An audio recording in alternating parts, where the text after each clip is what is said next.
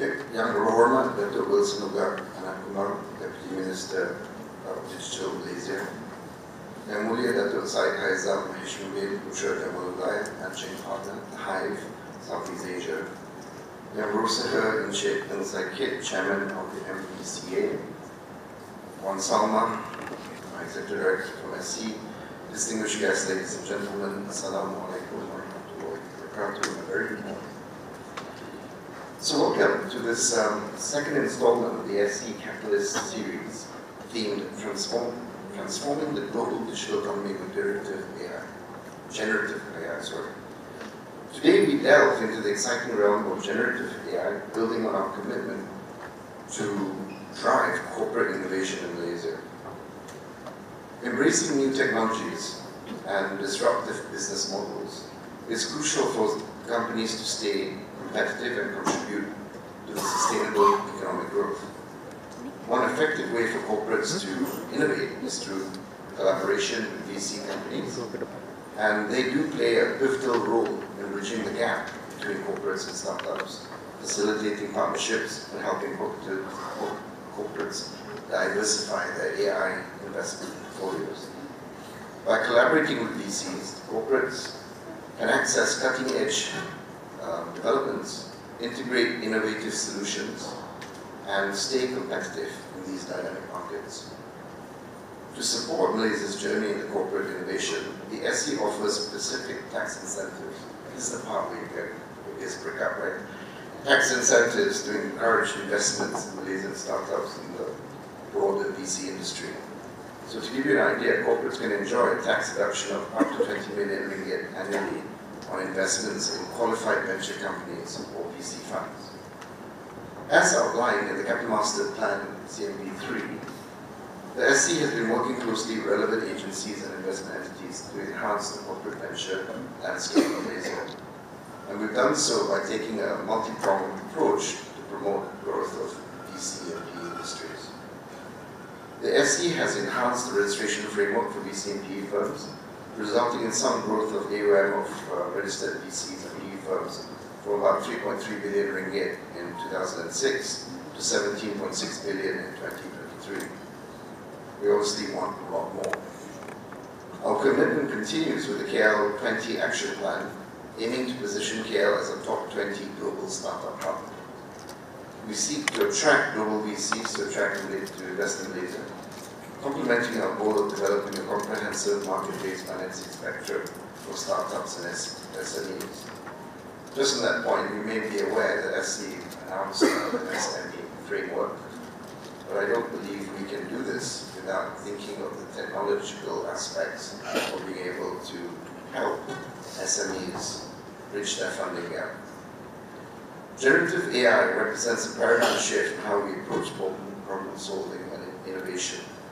The National AI Roadmap 2021-25 aims to create a thriving AI ecosystem, making Malaysia a high-tech environment in which to operate. And the SC fully supports the agenda, which is kind of evidenced by the fact that we're here today. In the financial capital markets, AI adoption is increasing, bringing efficiencies and benefits.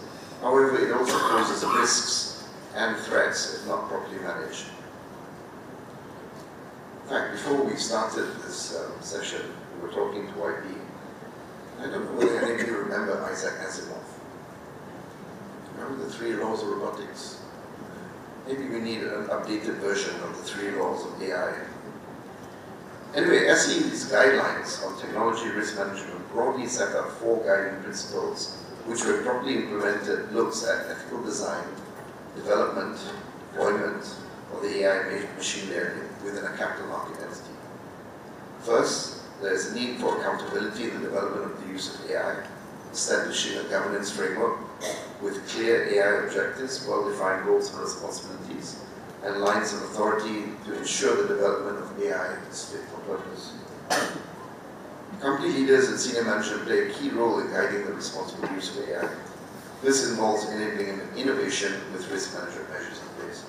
I know that's not a very big message to people who develop things, but trust me, if the governance goes wrong, your product doesn't work. Secondly, transparency of the AI model is pertinent to reduce the risk of opaque AI models. This means documenting decisions by the AI with clear explanations on both its method or process and outcomes. Third, AI models must operate without prejudice and offer consistent and unbiased outcomes to all individuals, regardless of their background. Regular reviews of both the data and the AI model are necessary to minimize unintentional bias and to ensure alignment with the firm's ethical values. We are not sure what ethical values to use, and I draw your attention to our November 23 Makasih Charya. In fact, you might be amused to know that I actually test my EXCO members on the 15 principles whenever we talk about initiatives. Lastly, investors expect capital markets entities to offer reliable AI-driven products and services. This means having reliable AI models and accurate data. To achieve this, capital market entities must have in place appropriate controls for rigorous testing and data quality, as well as necessary security measures of data protection. Ladies and gentlemen, the SE also supports AI adoption among its capital market players through the Digital Innovation Fund, or DIGIT. This $30 million fund was intended to co-fund innovative projects that use technology to create competitive offerings in the Malaysian capital market. DIGIT aims to support capital market players in their digital transformation by fostering innovation, enhancing efficiency in capital raising, and providing inclusion to the underserved segments. We welcome applications for projects that use advanced tech, including generative AI. DIGIT can co-fund up to 70% of the approved expenses, with a possibility of it exceeding the 500,000 cap subject to assessment. So far, DIGIT have funded projects using AI to enhance credit scoring, investment advisory, and ESG investment, as well as supporting SME players in the capital market to build data capabilities towards the future adoption of AI. We encourage all intermediaries and market participants with innovative ideas to consider applying, as we believe this fund can drive meaningful progress. So in short, we're finding the money to help you guys do this. Yes, we're also finding tax incentives. Don't worry about that. But the key thing I think for the market to understand is that there's a lot of misconceptions and fears about AI. And that's why it's very important at the very start to recognize that these fears are genuine, and therefore you should incorporate it into your planning and how you manage these products. In closing, we hope that the campus series can help foster dialogue and collaboration that can cultivate an ecosystem that inspires innovation. Thank you to our event co-organizer, the Hive, of course, and our partners, Bajana Capital, My PCA, and MDEC for their contributions. Please do actively engage in today. For many years, we've been talking about doing the meeting in Paris, whereas I'm talking about that he's driven it. So if you want to know about the meeting in Paris and how to fill the gap with an AI generative co-driver, that would be great. Thank you very much, and I hope you have a pleasant session. Thank you. Thank you very much.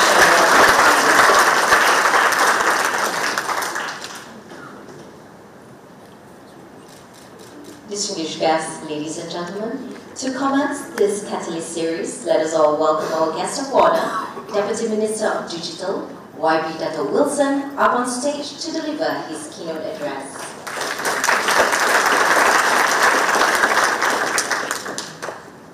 Terima kasih, Saudara Kursi Majelis Kepala pagi ini. Yang berbahagia Muhammad Faris Azmi, the Chairman of Securities Commission Malaysia. Yang mulia Dato' Syed Haizam Syamuddin Putra di Malulai, the Managing Partner of the Hive Southeast Asia. Yang bersama Encik Saikid, the Chairman of MBCE. Distinguished guests, ladies and gentlemen, I'm honored to be here at the second installation of Catalyst series today, organized by the Securities Commission in collaboration with its venture capital industry partner, the Hive. This is a great initiative by the Securities Commission to cultivate connection and peer sharing within the corporate community Thus, I'm glad to see so many devices, corporate faces, attendants here today to explore how they can leverage the corporate innovation to drive growth and foster connection. Today's event is entitled Transforming the Global Digital Economy with Generative AI. It is most timely seeing how Malaysia is emerging its hotspot in the global AI supply chain. The ASEAN co-organizer, the Hive based in Silicon Valley, as well as the local partner, the Hive Southeast Asia, are also well placed and they have been investing in their own generative AI power, in fact sweeping the global economy. Ladies and gentlemen, the unprecedented disruption caused by COVID-19 pandemic unwittingly drove the innovation engine due to the accelerated digitalization of life, work, and government.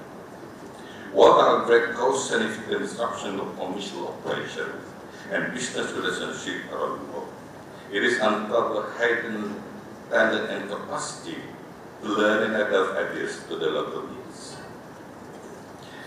Artificial intelligence, or AI, has emerged in the forefront of its digital regulation as driving force behind technology-driven transformation of the Malaysian economy.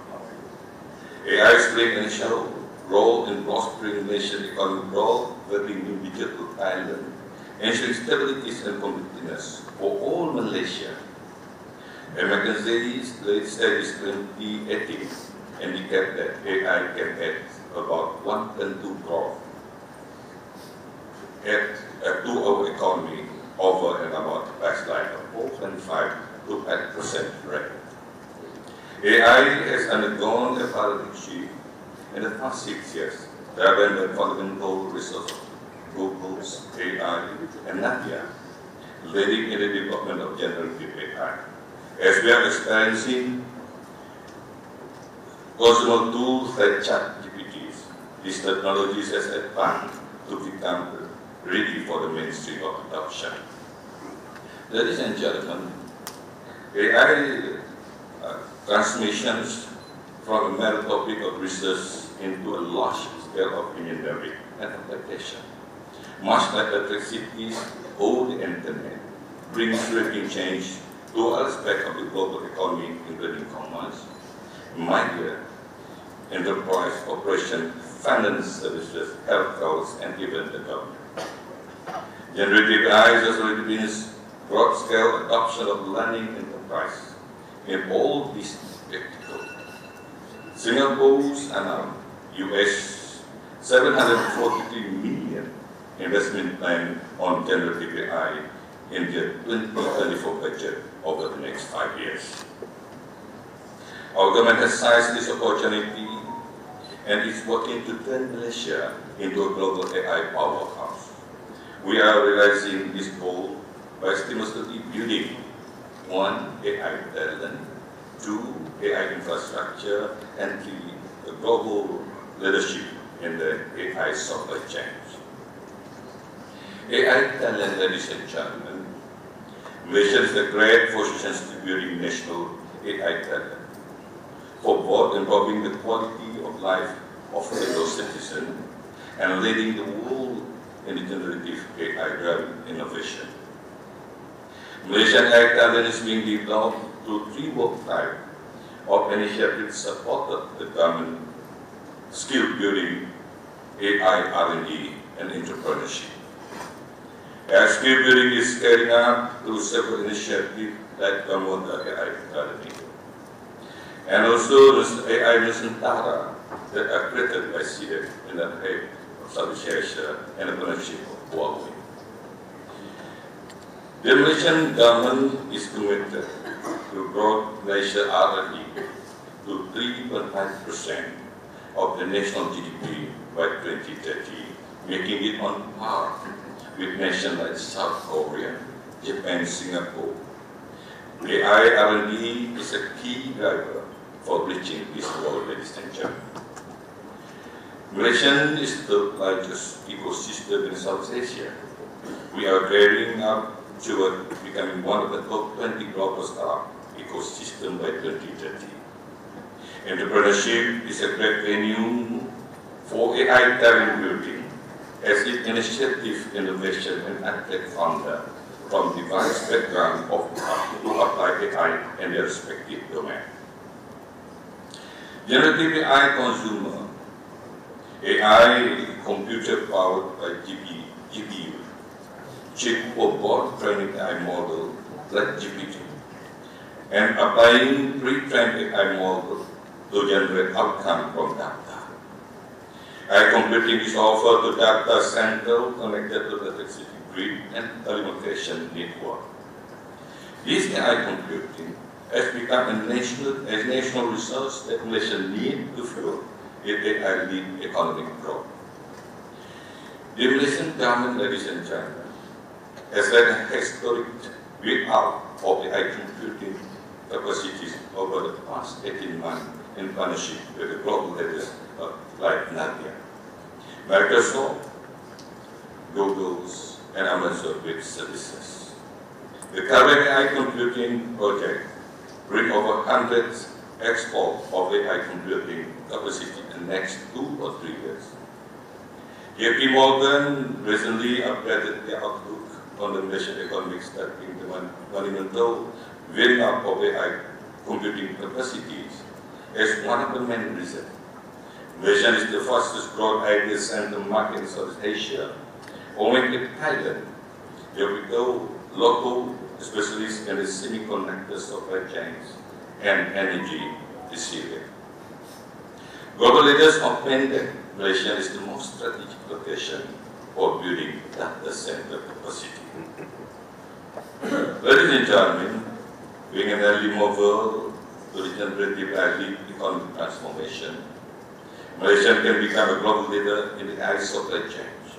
A global leadership will profile the AI lead into the Malaysian economy much beyond 1 to 2% of energy estimated.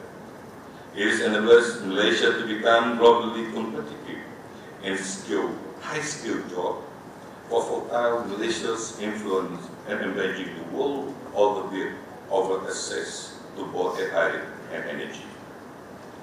Malaysia is a strong position advantage in building 3 layers of global AI leadership stack up on each other. 1 is infrastructure, number 2 is talent, number 3 is innovation. Malaysia has a strong start with a build-out of AI computing data center with over $20 billion committed investment over the next 2 or 3 years. We need to build out on this momentum and offer developer-friendly access to AI computing for efficient utilization of these resources. Generative AI has AI computing in the global community.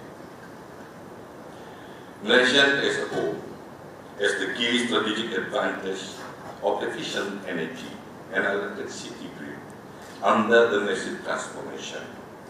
This good Malaysia AI computing is one of the most energy and cost efficient in the world. Ladies and gentlemen, Malaysia has the opportunity to become a leading software AI computing across the world. While inferencing on the data might be sometimes time latency sensitive training AI models can consume AI computing from anywhere in the world. However, we need to build corridors with a global ecosystem of startup and enterprise for supporting AI infrastructure. Talent leadership, ladies and gentlemen, building on the access to AI computing and partnership with global AI leaders. Malaysia has opportunity of becoming a global leader in AI talent. We had a great start with a number of academic initiatives that I listed here. However, to start globally competitive, Malaysian engineers need to participate in the most advanced generative AI R&D project across the world. The 2 drivers of AI R&D are enterprise and startup. Malaysia needs such a global R&D ecosystem of such global enterprise and startup to invest in developing and retaining the AI talent population. Building on the AI infrastructure and talent, Malaysian entrepreneurs and enterprise have the opportunity to address global market with new innovation with generative AI.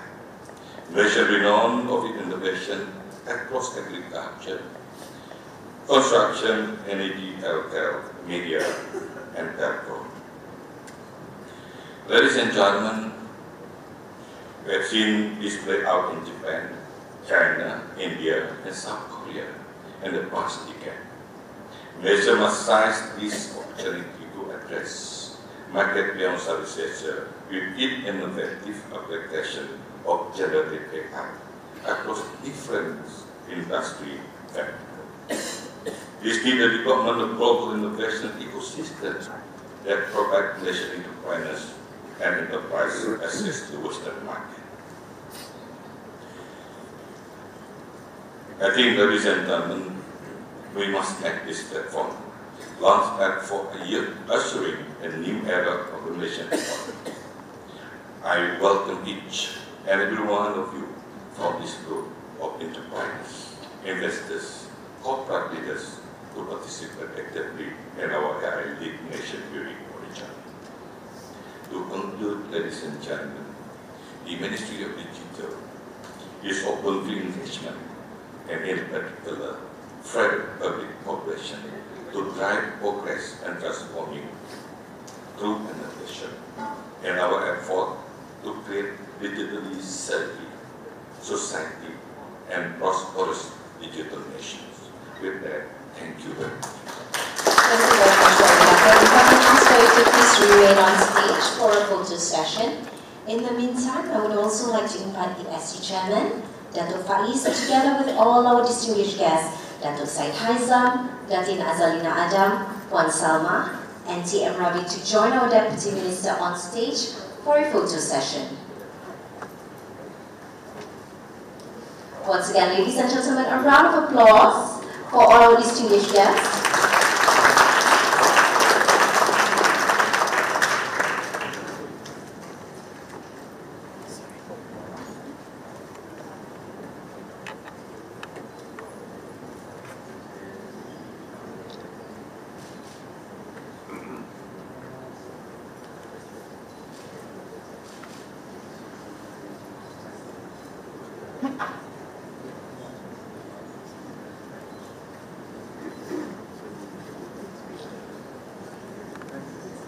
Thank you very much, ladies and gentlemen. Thank you to our Deputy Minister and our distinguished guests.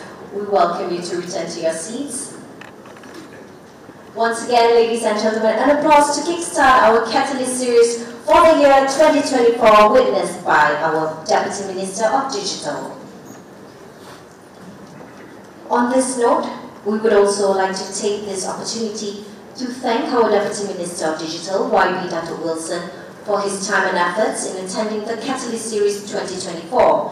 Ladies and gentlemen, announcing the departure of YB Dato' Wilson, let us pave way for the Deputy Minister to exit the hall. Once again, thank you very much, ladies and gentlemen, to Deputy Minister Digital.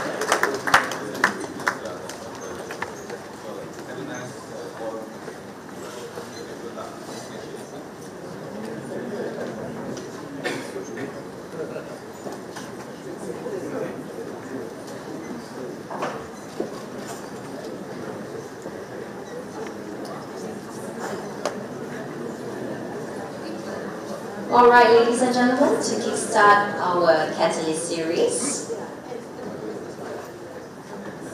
just an introduction of our first panel session today. It will be discussing the challenges and possible solutions in harnessing the power of Gen AI. Therefore, I would like to introduce our distinguished moderator, Puan Salma B, Executive Director of Market Development at the SC, responsible for policy formulation in the areas of sustainability, corporate governance, investment product development, along with the securities and derivatives development. Let us welcome Puan Salma on stage. Joining her today as speakers are TM Ravi, Kylie Ng and Ng Sai Kit, please welcome them on stage. A brief introduction. Ravi is the founder and managing partner at the Hive, bringing with him successful track record as a serial entrepreneur and operating executive. Kylie is the managing partner at 500 Global, and we also have Sai Kit, who is currently the chairman of the Malaysian Venture Capital and Private Equity Association and a managing partner of Artem Ventures. Please welcome them on stage. The panel session is yours, Mas Salma. Thank you. Terima kasih kepada pengacara. Bismillahirrahmanirrahim. Assalamualaikum warahmatullahi wabarakatuh. Ever so often it feels that time shifts here. And I think the focus of the session today on the impact of generative AI and how societies. Okay. So the focus of the session today on how generative AI will shape societies, businesses, and I guess for those who are in my generation, how it will actually impact the lives of the people we're truly trying to help is one area that feels very consequential. And I think the other area that will be discussed later today also seems to have consequential impact on the lives of the population, climate, how we manage climate. So I think what I wanted to do was maybe start with setting the stage and getting some thoughts on the strategy that will be developed from each of you. Perhaps, Ravi, we can start with you. What are your thoughts around how we address these consequential trends? Well, I think what the power of generative AI really was, I think, exposed to all of us with the introduction of ChatGPT. And you have kind of from 8-year-olds to 80-year-olds using ChatGPT with a very simple natural language interface. And so this has had the fastest growth of any technology ever seen. And you're seeing very profound and large impact already in a very short period of time, very fast growing. So we see primarily, if you think about the value that generative AI is already delivered, and it's barely been a couple of years, it's really in kind of 4 areas, around kind of content, and this is primarily in sales and marketing types of things, around customer service, customer operations, around software engineering. A lot of software engineering can now be automated, and software can be generated by generative AI. And finally, around just R&D. So a lot of industrial, for example, operations, you can now use generative AI to create all of this. So we see this as a very significant, big kind of impact technology. So on that note, let's get Kylie in, I guess, because you also as close to the ground. And what do you see to be the, again, same issue, potential impact, and how are you getting yourself ready for it? Well, the way we look at things, and by the way, this, I sent a new photo, I just realized.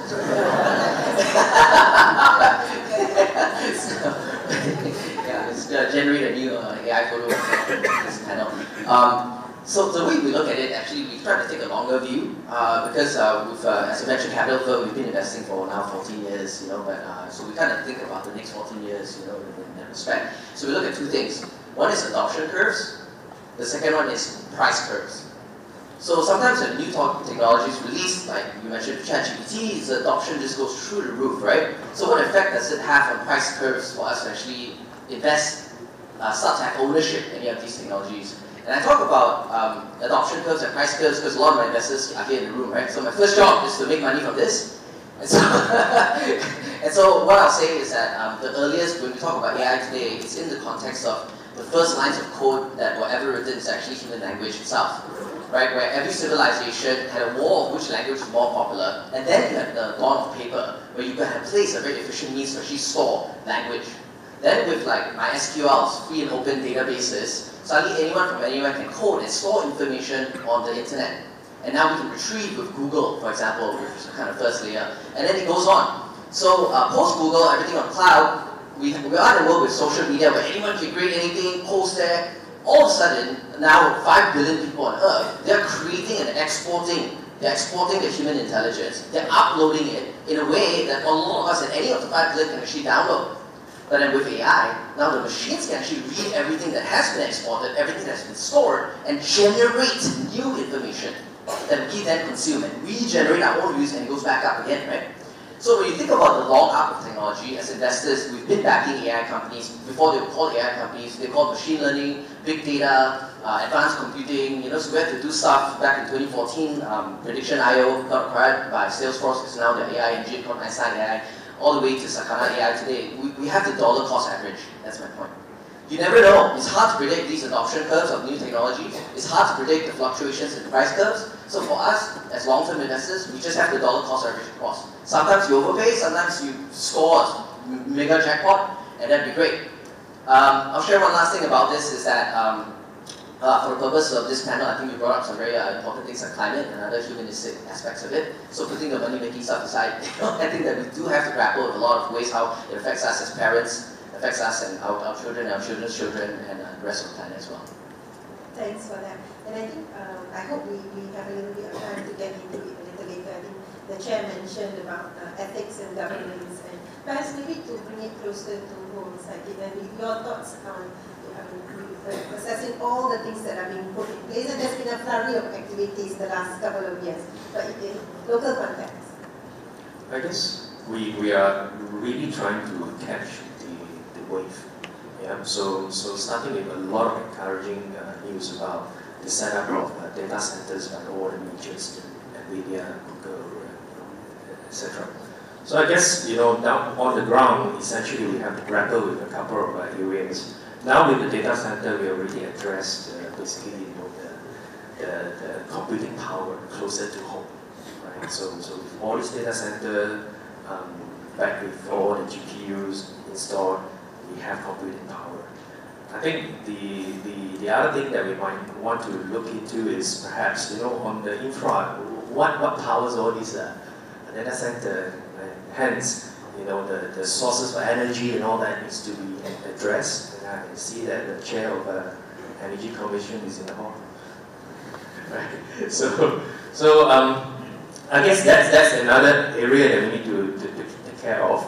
Then that leads us to two things. Number one is talent, right? AI Nusantara is addressing all this, but it's only one agency, right? And I suppose, at the end of the day, it's about, the whole nation kind of effort.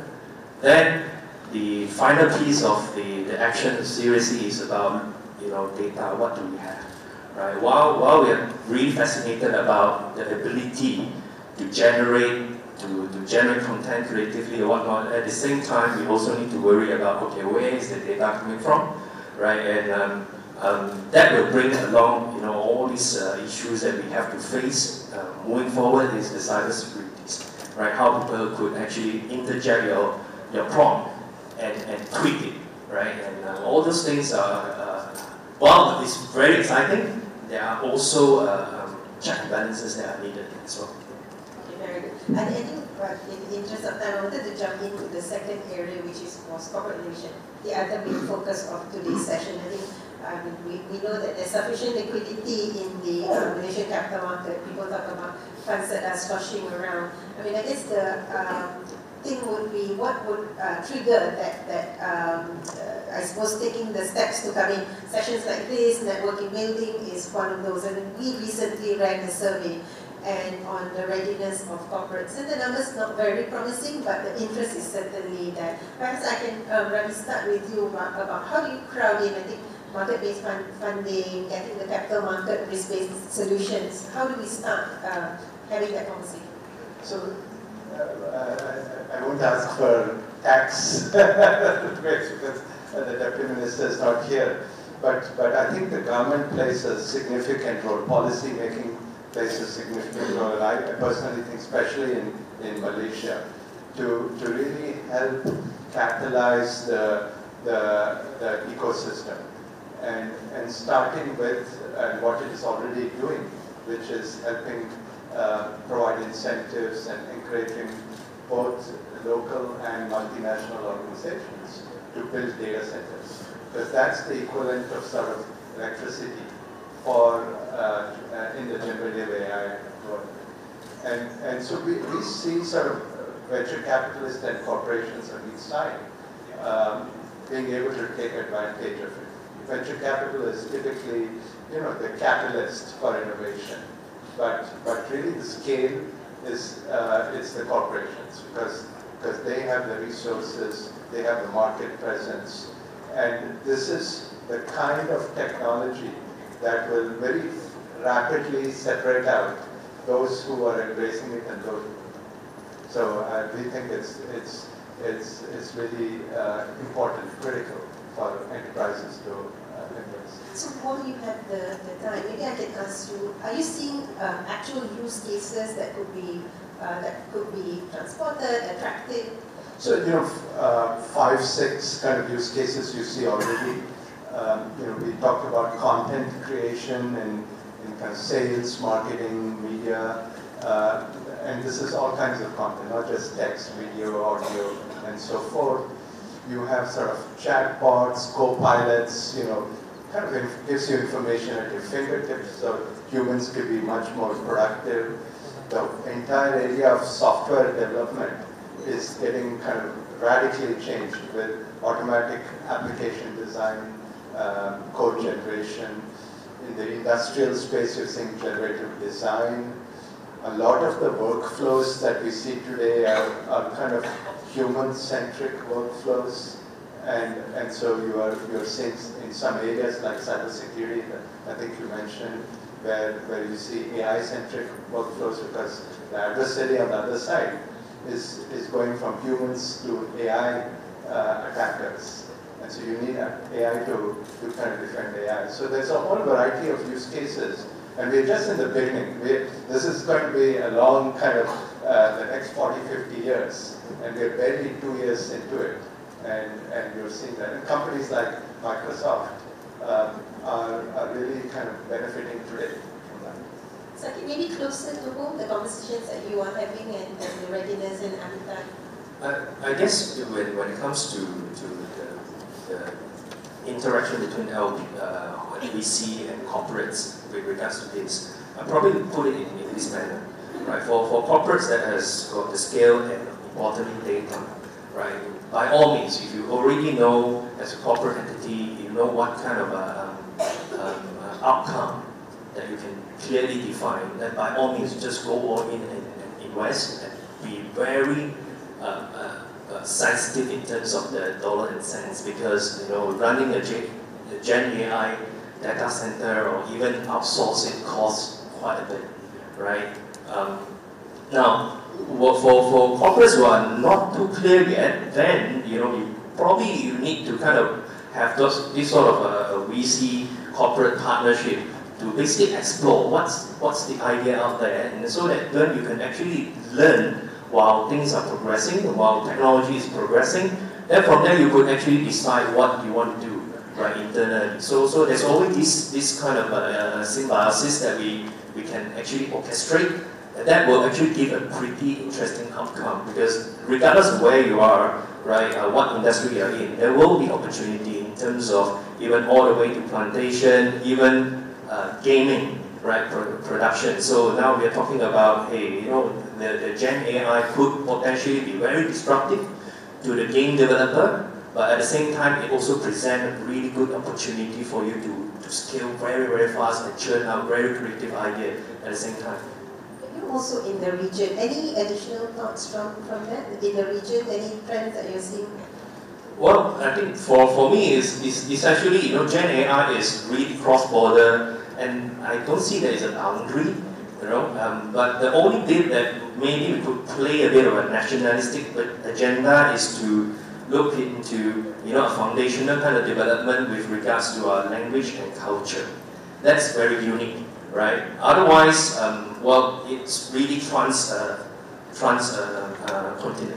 So, I guess you are in between in terms of geography and location. Your additional thoughts on getting everyone on the same journey? Yeah, I think two things. One point at one of the best stories. I don't know if anyone here works in Petronas.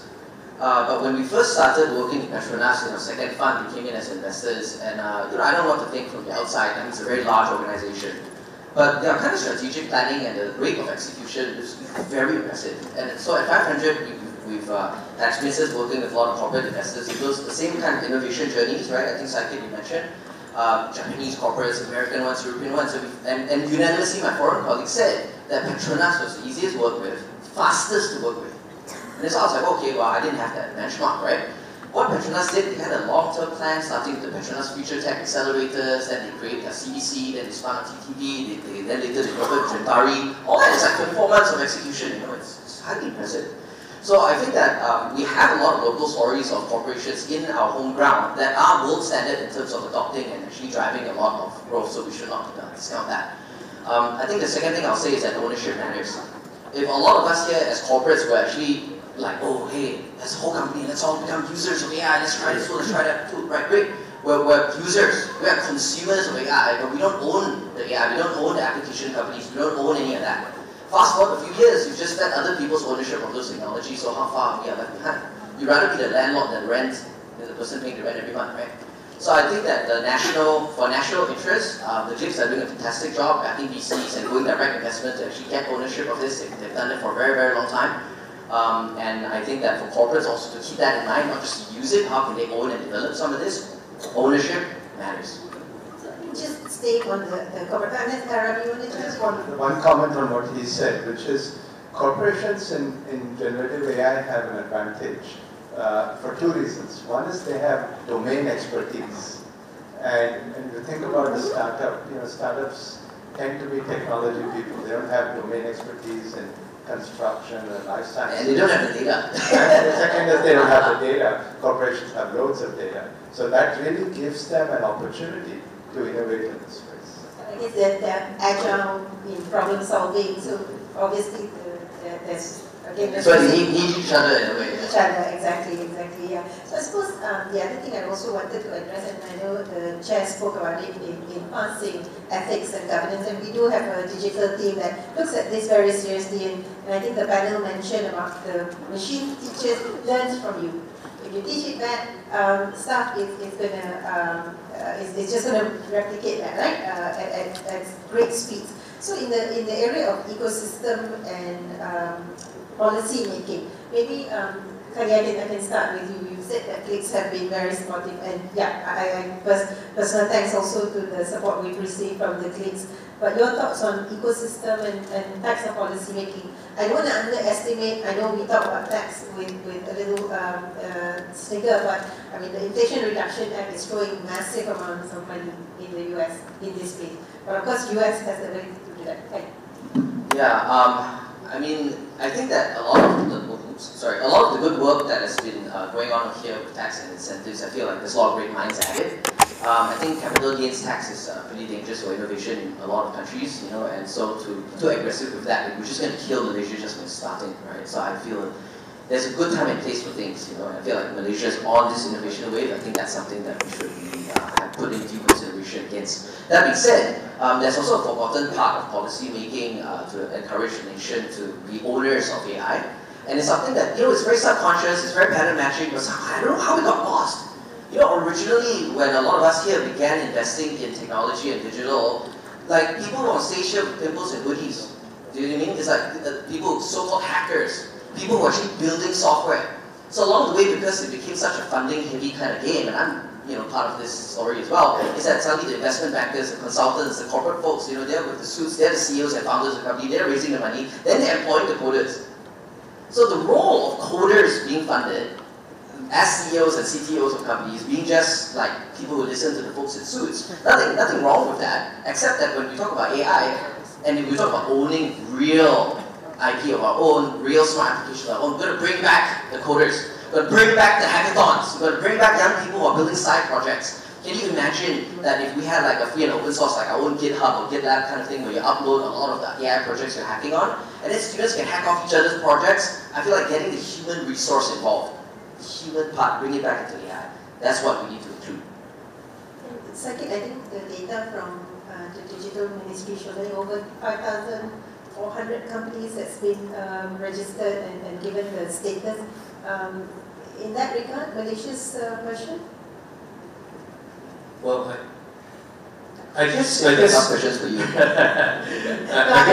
guess at the end of the day, you know, yes, while we are talking about a pretty encouraging number of upstart and whatnot, if you look at AI or generative AI in general, right, it essentially, you know, I like every upstart to think about it as an OS of your operation, OS of your business, meaning it will essentially cut across all sectors, regardless of what you're doing. So I guess the adoption of AI with the view of, you know, improving creativity, improving productivity, and all that certainly has to be at the forefront, right? Now, I guess, you know, at the end of the day, if we're talking about regulation, for instance, right? And I'd just like to kind of spend a bit of time to talk about the scale of regulations relative to what we have seen. You know, I've seen a report where it kind of talked about, you know, in the European there are about 65 in total policies or regulations that are being published already, right? That is probably 3 times more than the US. In Asia, very little at the moment, so I think it probably is about time for us to start thinking about it, because we are talking about here absorbing all sorts of data from the public domain and use it, right? So I guess, you know, to some extent, I'm one for, yes, please have the creativity coming back, but at the same time also is okay, where do we actually set the boundary, as in, you know, don't go too far, right? Then become a dark web kind of situation. Rani, your thoughts on capitalizing, I mean, outside looking in, you know, you've got the US perspective, and how does it compare to what's happening in the region, and particularly Malaysia, your advice? So when it comes to kind of policy and regulation, I'd say I have more of a Silicon Valley perspective, which is, you know, a big danger is using AI for cyber attacks, for fraud, and the government should be aggressively involved with that. There is other issues like IP protection, you know, because I'll just take ChatGPT has been trained on a lot of internet data. Some of that is protected data, and so those are areas. But I'm not, you know, we're very early in the game. Over-regulating AI, especially in a country like Malaysia, will kill innovation. And so I'm actually in support of the opposite, which is have the government set policies that encourages the capital markets, corporations, venture capitalists to really innovate, and let's get that velocity going. Let's not kind of regulate ourselves to degree where we can't. Kai, I think you also get a tough question. Your wish list for the policy. I think what I mentioned a bit earlier, I'll just like keep it brief on that. I really think getting hackers involved again, getting coders involved again, but also to that point about, like, you know, folks who are people and hoodies, you know, that stereotype's also gone as well. You know, we've backed one of our big data companies that, you know, transiting into AI companies. Female founder led her entire development team. It was like 21 female developers. And they're having trouble finding male developers because male developers don't feel at home over there in their team, you know. And so it's so there's a lot, and there's a lot of our coders, you know, they've moved on. Some have 4 kids, 5 kids, they have big families. You know, they're not in that university days anymore. But this type of software development talent, it exists so broadly across Malaysia. So any kind of policies that will re-engage them, not so much to fund them to build a company, but what comes before that is to do a project. Whether it's a startup, you know, just build a little project, a certain product. So any of those kind of policies that engages them would be good. So it's in the last few minutes, I just wanted to ask you maybe 2 general questions. One, when I must ask Chan a better phrase than, you know, like you're in the water and it's boiling. I need to get a better example. But it does feel like that. But when you do step back, you realize it's so consequential. So I think, where do you see this evolving, and what do you see? I mean, someone mentioned You mean generative AI in general? It's already today having an impact on us. It's going to change our life, the way we live, the way we work, our health. You know, so this is a technology with broad sort of utility. And we see sort of, there are some industries where you'll see sort of impact first: financial services, retail and e-commerce, media and entertainment, financial services. But this is just the beginning. And you'll see across every industry that change happens. So we think that this is as fundamental as the steam engine or electricity in its impact, and definitely of much more impact than mobile and cloud and internet in what it will do for us to our lives in the next 50 years. Sankit's a question to you, Outlook. I think what we have seen and experienced at our level, as a consumer, is really text-based, Gen AI. What's happening based on all the readings or whatnot is that the visual language model is coming, right? With that, then we're talking about a multimodal, meaning multiple input, text, audio, everything all combined, and you interact. And what's interesting also is that it has the capability of interacting with hardwares, right? So when you have all these, then we will see a next application of technology. Yeah, I'll say two things. The first one is that a lot of folks are maybe kind of like paying attention to the immediate use cases that we have today. And then some other folks are predicting that AI becomes on par, maybe exceeds human intelligence, right? It's a singularity of that milestone. But something that technology has taught us time and time again is that there's always the first instinct to predict innovation is very skeuomorphic. That's the term, skeuomorphic. So what does that mean? It actually is a design principle that you notice in our computers we have the throw to trash, recycle bin, right? So we're creating that concept because in real life, we're familiar with throwing something in the trash when we don't want it, right? So that's skeuomorphic design. You have that icon over there. So right now, a lot of the AI innovation and the paradigm is very skeuomorphic. You're thinking that, oh, let's have this machine look and talk like me. But to my earliest point about the human language, English isn't that efficient, if you really think about it. In fact, like all languages has its advantages and disadvantages. I think at some point, a lot of us will probably, AI will generate a more efficient language for all of us, and the whole world will be speaking, I don't know, like what AI language sounds like, right? So when we go past this so-called singularity, and we go beyond the obvious skeuomorphic adaptations, and AI is inventing things that we don't even predict but are so useful to us, I think that's going to be where I think the third phase will come from. Now, then to my second point, and I think it's my final point here, is that a lot of the industries that will be impacted by AI are all the atas one, all the T20 industry and all that, right? So how about everybody else? Right now, we've got 5 billion people connected to the internet. Another 3 more billion people will be connected to the internet in the next 20 years. Are they going to be like the super losers of the universe or what? Like, we cannot just leave them behind. We talk about absolute wealth divide, Gini index and all of that. It's bad enough without AI, like what more later, right? So if anything, a lot of our innovators today, I think Malaysia has a very important role to play because we can relate to the needs of the broader masses, right? A lot of the global south, innovators from the global south can build for the global south, can include the global south. So that is something I think I'm very passionate about, our firm is very passionate about, and to the degree that all of us can remember them, not just solve our problems, but solve theirs, then I think the future is going to be less bleak and probably more inclusive. So I think it's a great point, and I think that was the final point I wanted for us to land on, that as regulators we're pulled all over the place, and we see we're still needing to teach financial literacy at a time when people are looking at massive diversification and all. So how do we address that? How do we bring corporates along on the journey? Regulators don't leave behind. Maybe the final 2 points to both Sankit and Ravi. I liked what the Deputy Minister said. He pointed to kind of three areas, which is infrastructure. Malaysia has traditionally played, since the 70s in the chip supply chain ecosystem, and now with the support of the government, also playing with the data center level infrastructure. So that AI infrastructure. The second is around talent.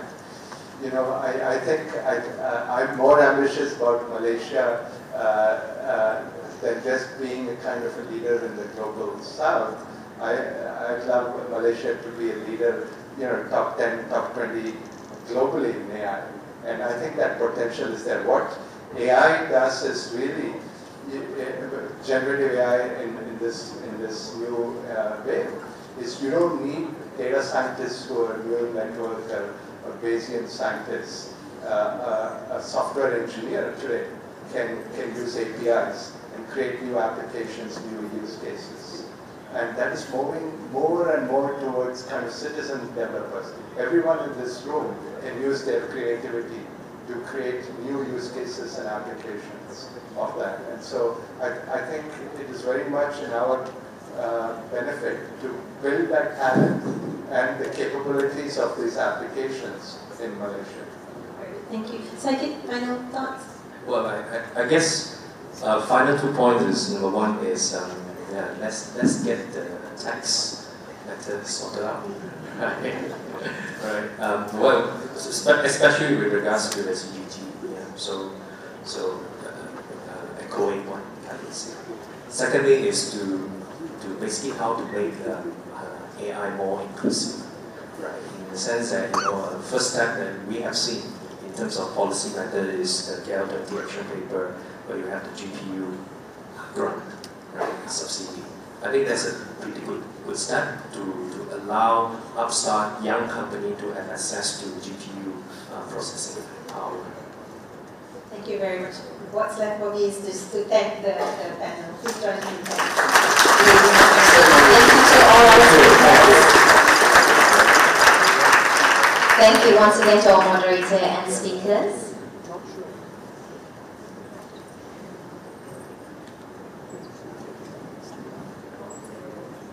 Yes, the photo is very important.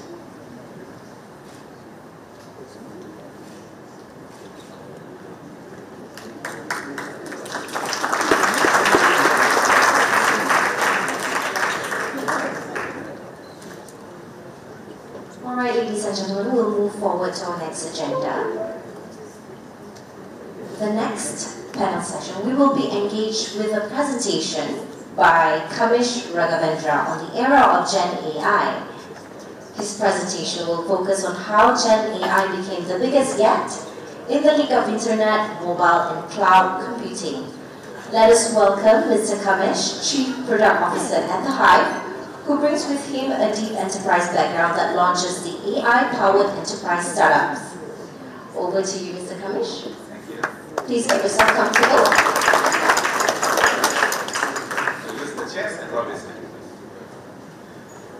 Dear Chair of Securities Commission, our generous host for having got us all together here in this lovely place, our dear